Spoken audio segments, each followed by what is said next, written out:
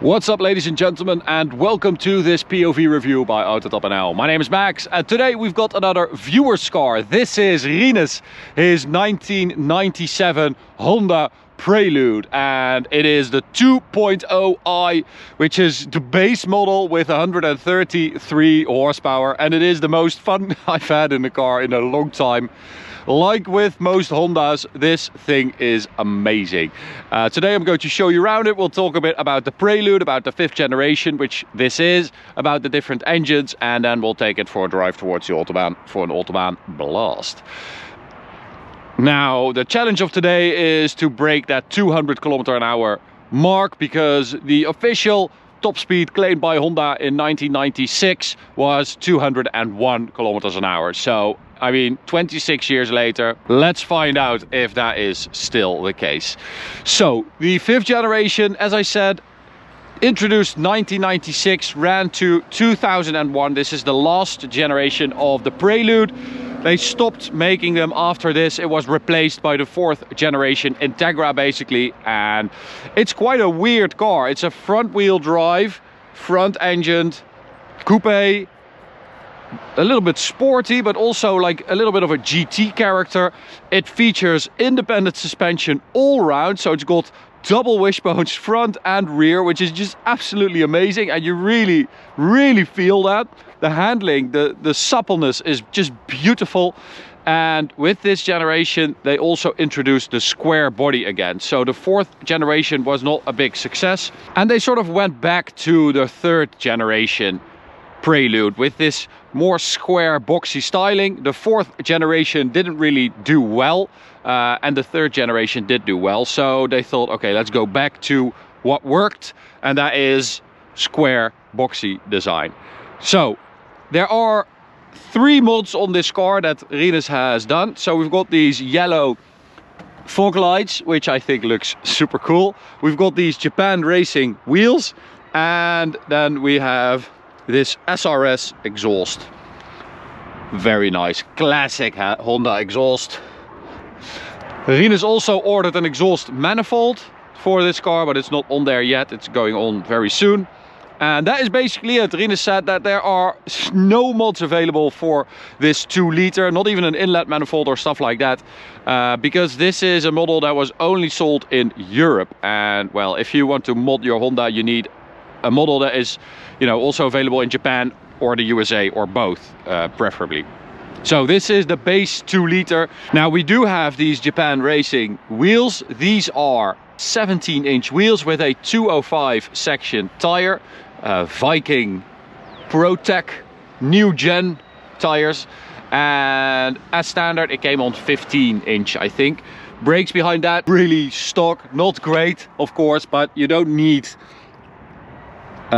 super powerful brakes, because the car only weighs like 1350 kilos and it's not really fast, so you don't need better brakes than this. It's fine. So Rinus bought this car from an older couple who had the car for 20 years. They were the 2nd owner, and it didn't pass inspection because it had rust on the rear wheel well. So it didn't pass inspection because apparently the rust had like sharp edges and it was dangerous to pedestrians. That is why he didn't pass inspection. So the previous owners didn't want to be bothered with that. They didn't want to get that fixed and go to the inspection again. So they sold it to Rinus. He then got it fixed, passed inspection, but it didn't get fixed well, because you can see that it started rusting again. And well, it's doesn't really look good, so that is a shame. That has to be fixed again by someone who will do it properly, which is a shame. I mean, that is, I feel for Rinus. So at the rear we've got a nice little boot spoiler, a 2.0i badge, as I said, the beautiful exhaust, and this is a classic 90s Honda, right? Especially the rear with that spoiler with those rectangular rear lights. It's just classic Honda. Open the boot, show you guys that as well, because it's quite big, super practical. Look at that. That is nice. And I'll show you guys the engine, of course.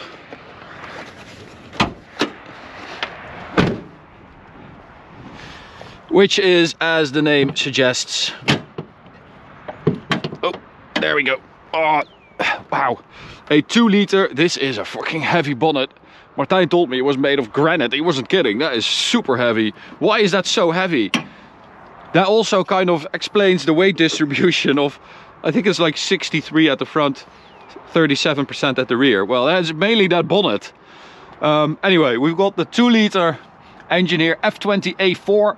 This engine, all engines in this car are H series and F series.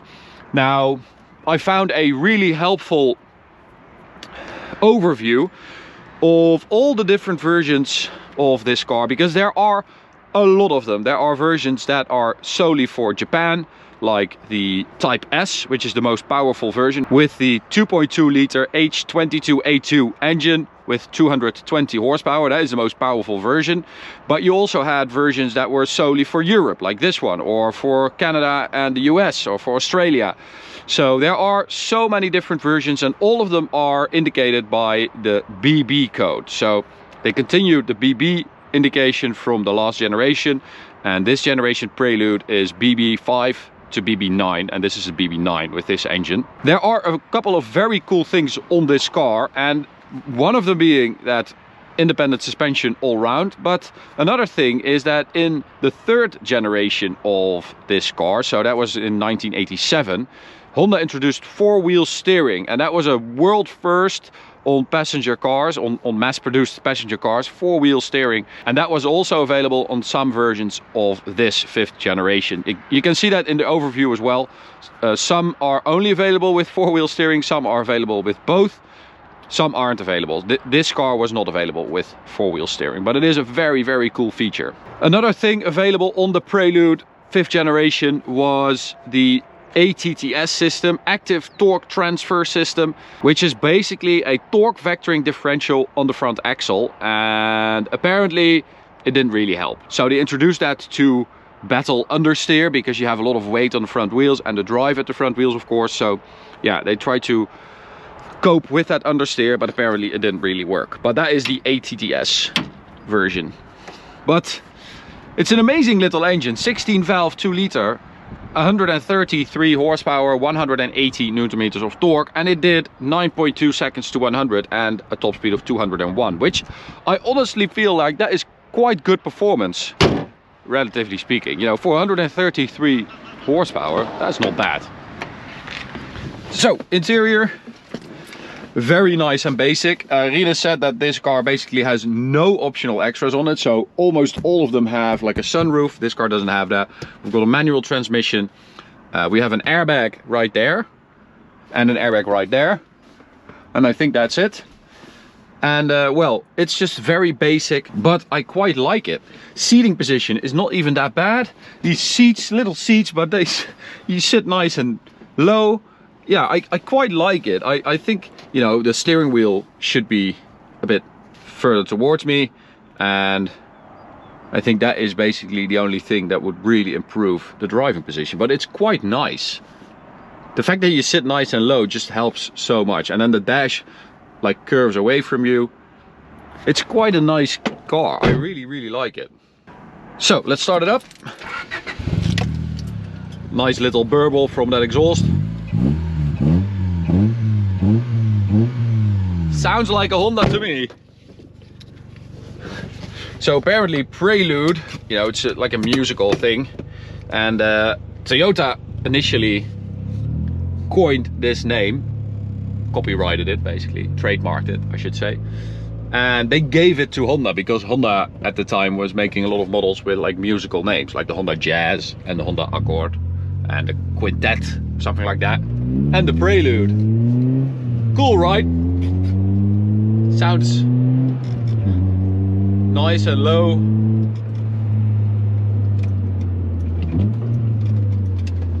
And yeah, the first thing you notice when you drive it is that suspension.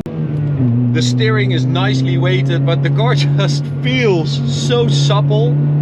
It absorbs all the bumps. If you have seen the POV video, we were on like a banked road with some potholes and stuff like that. It just absorbs everything, and it's not phased by it. It just takes everything and it's a very well balanced car. Even though the front is very heavy, you don't really feel that. It's not a very fast car, of course.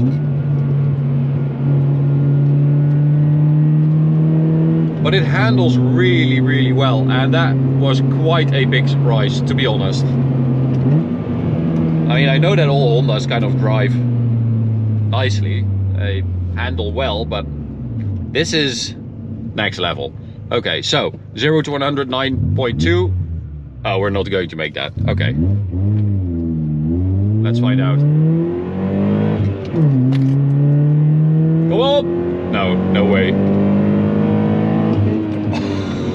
That's like 98 on the speedo. But we actually did 9.2 seconds with the draggy, so that is quite impressive. And once you get going, it's more than fast enough to have like fun on a little B road.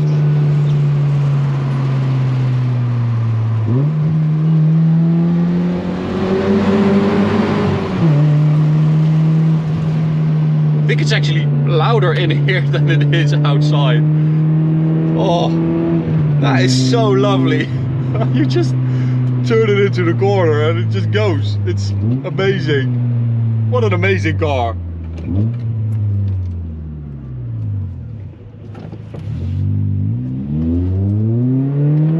You don't even have wheel spin really because it's so underpowered. Which is great because you really have to like push it hard to break the speed limit, especially on these like 100 km/h roads. You're not really going over it by that much, even if you're pushing it.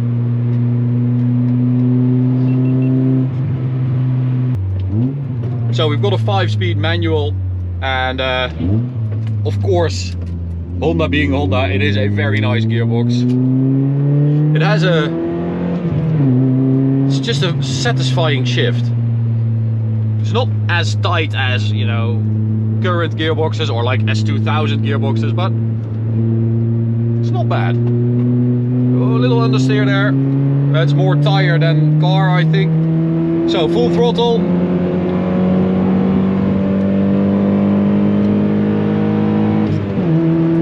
Quick shift. And there we go. We need a lot of cooperation from other cars because we need a lot of space and time to do a 100 to 200 or to get close to the top speed.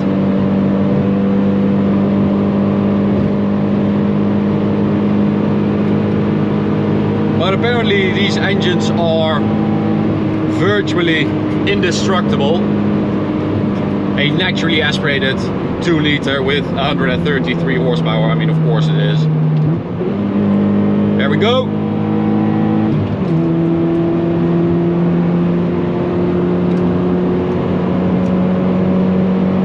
So we did measure, I'm going to spoil it because otherwise I'm going to be here all day. We did measure a 100 to 200 km/h run. So it did actually reach its top speed. We did 201 km/h GPS verified top speed, which is just exactly what it should do. And after 26 years, it's still doing that, which is just amazing to me. We're getting close to 200 on the speedo there. But we did, and Ford is going to be very happy about this because they are getting bumped from last place. We did a 67, yeah, that actually helps. We did a 67-second 100 to 200 run. More than a minute, full throttle from 100 to 200. And that means that the Ford Mach-E GT is no longer the slowest car we have done. This is, it's number 604 of all the measurements we did. But let me tell you, if we make a list of fun cars, it is nowhere near the bottom. This thing, yeah, we are definitely, this is top speed. Nice, right? Still does it. But oh, why is it doing that? But I honestly believe that if you look at horsepower versus fun ratio, like 133 horsepower, this is way up there. It's such a cool car. I like the modesty of it. It feels like a granddad's coupe with a nice exhaust on it, and I think that is the magic of older Hondas, especially with these. Like, if you put an exhaust on it, they all sound amazing and they just look cool. They're not obnoxious, at least, you know, as standard. And almost all of them are nice to drive. I mean, this 2-liter Grandad mobile is even nice to drive because it has independent suspension and a nice manual, and this exhaust just adds a lot of fun to it as well.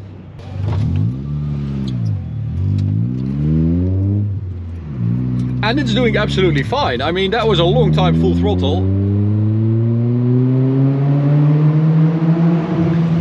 Oh, so the revs climb so slowly. Oh, that is nice. This suspension is so over-engineered for this car. You don't get close to like the limit of the suspension of like the chassis, which is just amazing. That makes the chassis feel so good. There we go. So this is Rinus' first car. He bought it about 5 months before he got his license. He's 90 now. This is his daily. I mean, Rinus, great job. I envy you. This thing is amazing, and you've done a great job buying it and modding it as well. So thank you so much for taking it to us. I have had a blast. You can subscribe by clicking the big button in the middle. You can also check out this video on the right or this playlist on the left, and I'll see you at the next one. Thanks for watching. Bye.